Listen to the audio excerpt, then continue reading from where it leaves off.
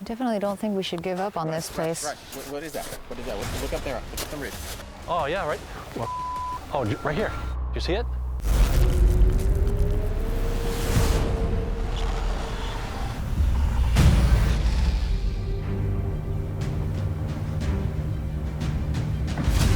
After that testimony, we went back and got our gear, and the whole team is now on the way back to begin an expedition on Prince of Wales Island. What do you think?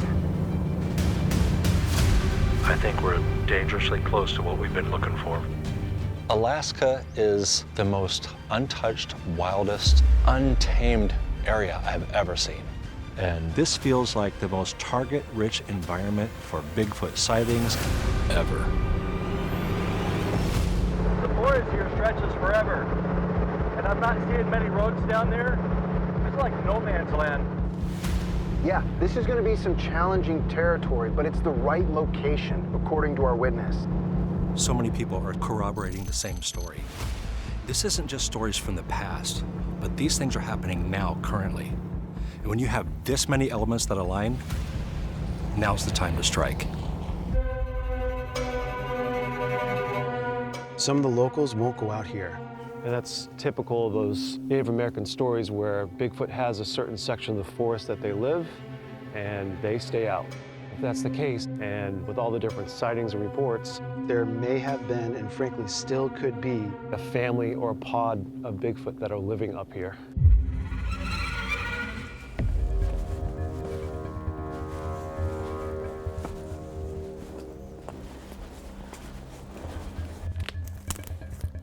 Did you hear something?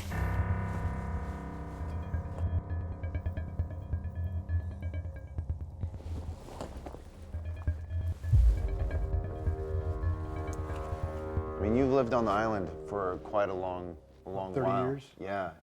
Do a lot of the people of the island have these types of encounters? I mean, pretty much everybody knows somebody that does at least, if not have a story of their own. Really? Especially on that part of the island. we have some team members in that area right now. What else do you know about it? There's a group of school kids that we had taken out there for a school camping trip. And the way the story goes, it was a nasty evening, raining in the morning, and when they went out there, huge rocks come flying out of the trees. Oh, really? You know, they just don't want people around. Interesting.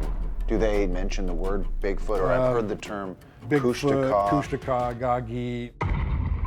There's always been stories of something in those neck of the woods. I've heard stories of a shapeshifter, a lot of the places where Bigfoot is said to be as well. And they can take the form of one of your friends or family members. Really? Mm-hmm. So if you see somebody out in the woods that's not supposed to be there, don't follow them.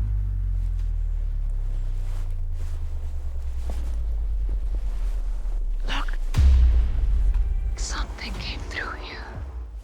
I'd say definitely don't go alone and trust your gut. If you don't feel like something's right, there's probably a reason for that. I just heard something. What was that? You think these things are dangerous? 110%. I need to see what that was.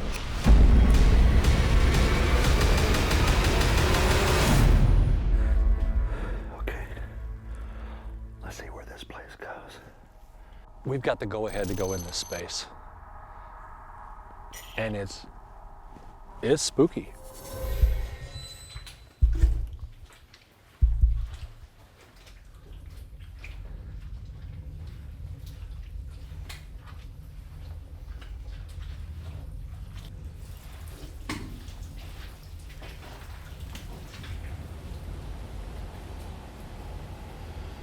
What I'm looking for is anything that might have scraped these walls. If you have something that's nothing but hair on its shoulders, it's going to leave hair behind. Anything on the ground that might look like a footprint.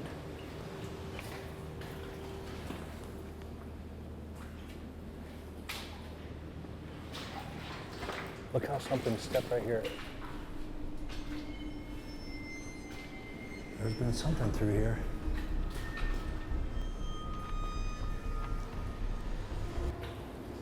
Shh, listen.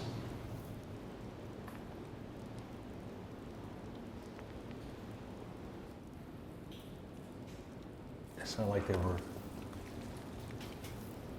You heard that?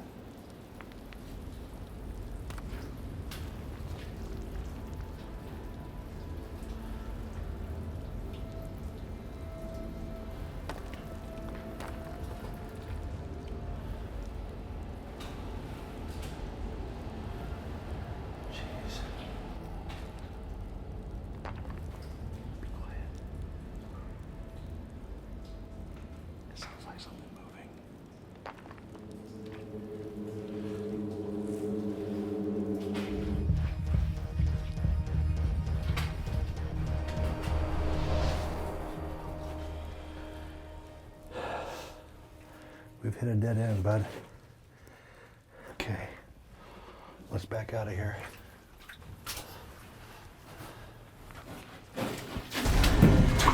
Be still, be still, stay still, stay still. Just be quiet. Just hold on. You heard that? Okay, listen. Carefully, let me get past you. Here we go. Here we go.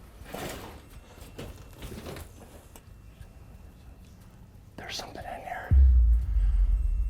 Shh, shh, shh, shh.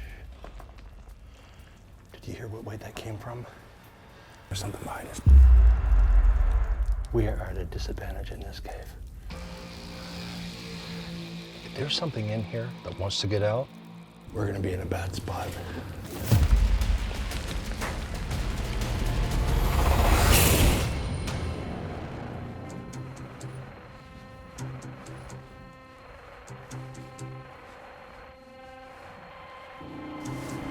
We need to keep pushing up there. Couldn't agree more. Let's do it. In Alaska, the environment and weather are constantly changing, especially the further up this mountain we get.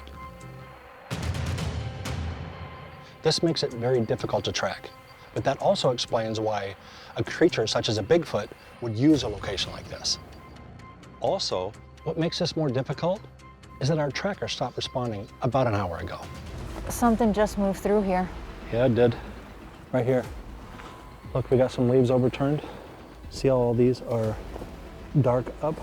This has been turned over. So the light side facing upward means that something's pushed it down on the way through. Yeah. Look here. Something's definitely moved through here. Oh yeah. Right here. Yep. Hey, I'll tell you what. Let's drop some of our gear. Just kind of pare it down. Just take what we need for the night. Maybe thermal imaging, some lights. I think that's a great idea because it's so cold. There's all this snow that something will just pop on the thermal. It'll be easy to get a readout here. Yeah, you're exactly right. If there's something out here, we should be able to pick up on it. All right, let's go find a spot. Snow right there. Should we check it for tracks? Let's do it, yeah. I mean, the great thing about having snow around here is if something steps through it, it's gonna leave a pretty good track, right? Absolutely. Nothing. You smell that? Oh, Ronnie. What the is this? Fresh kill. Holy.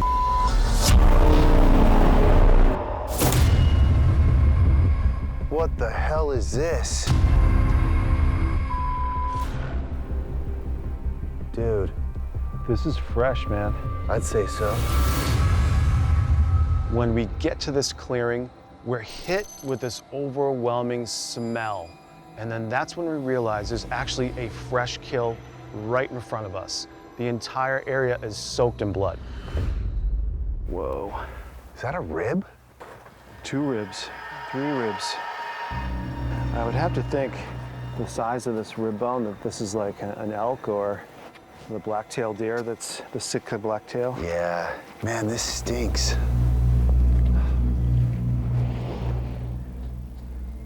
Hey, what we got, I think... You got something? I think so. I mean, it looks like that was just broken in half.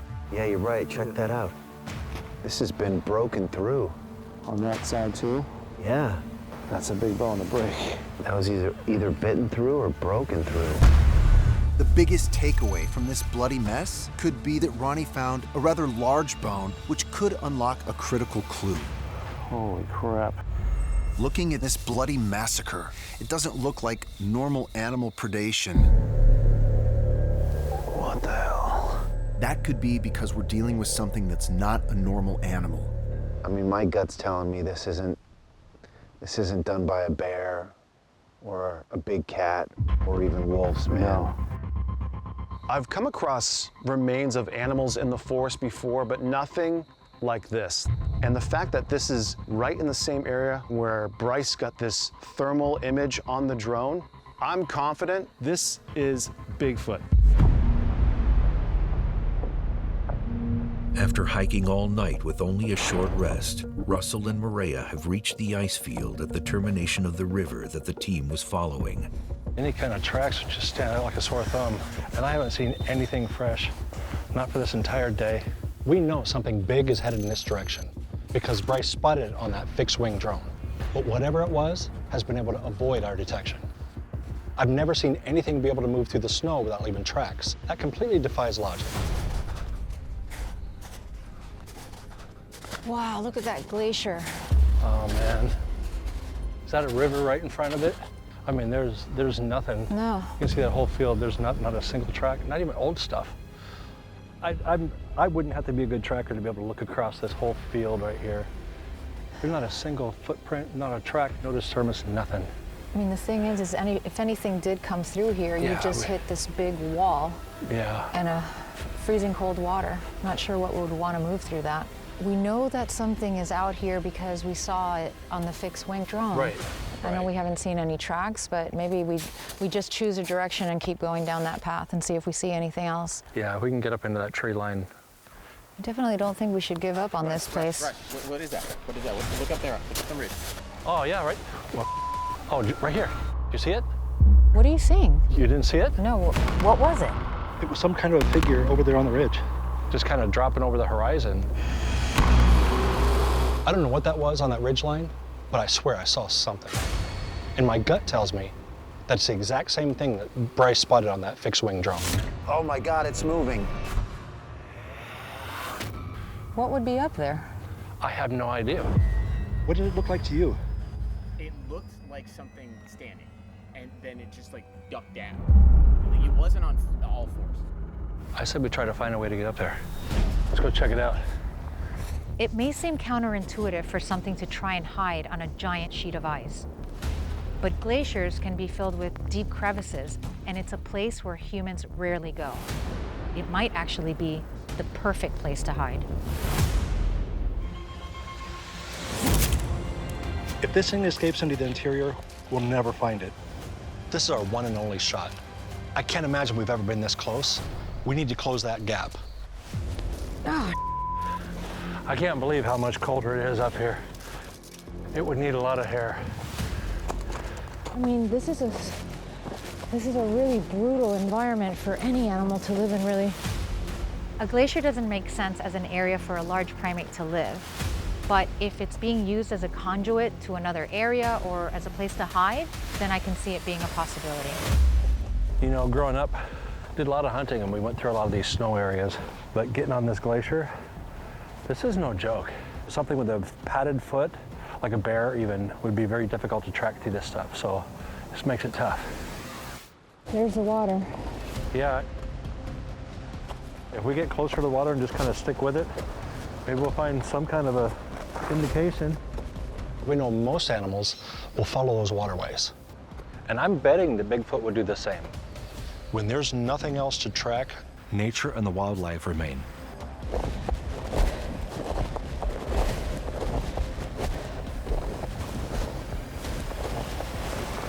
Look at that. wow. It's an ice cave. I mean, that could be a shelter. You got that right. If Bigfoot is here, this is where it could be hiding. Oh, wow. Oh, my God. Look, it gets really tight here. Get out of your way here. Something must have come through here. A glacier is in constant motion, and an ice cave like this can form quickly and go on for miles. We have no idea when this was formed or even how stable it is, but at this point it's the only logical place that an animal would run to from the position that it was spotted. There's the water. This is a huge find, because if an animal is going to survive in this type of an environment, this is exactly the type of shelter it's going to need. Well, let's try and look for some tracks. Not only is this cave a good spot for a shelter, but it's also a good escape route. The amount of running water through this cave will match the sound of anything coming through here, as well as erase any footprints of anything left behind. You seeing anything, Russ? All right, I'm not seeing anything on the sandbar at all. Let's keep moving. Look at how this opens up. Wow, look at that.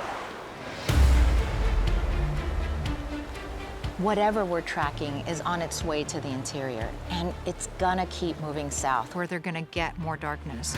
We're talking about a mountainous landscape 3 times the size of Texas. We wouldn't be able to find it in that vast landscape. We have no choice but to get to it first, and our chances of catching something on foot are non-existent.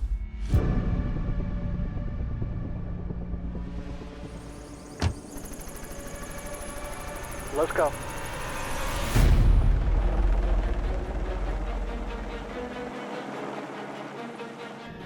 Appreciate you coming down.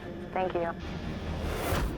Their hope is to spot the creature they're tracking before it reaches the great expanse of the interior. What a great vantage point. Once we're out of this snowfield and onto the dense forest, we've lost our chance. The bright snow is the perfect contrast. Anything walking on it will stick out like a sore thumb. Do you see anything at all down there?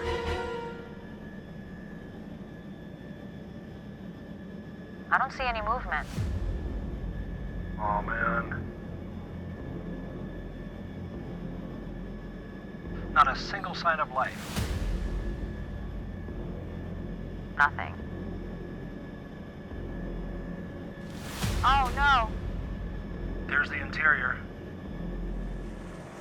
Can we flip around and take another look? Crap.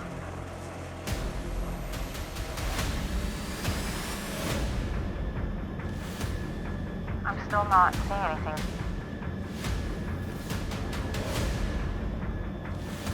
Unbelievable. Damn it.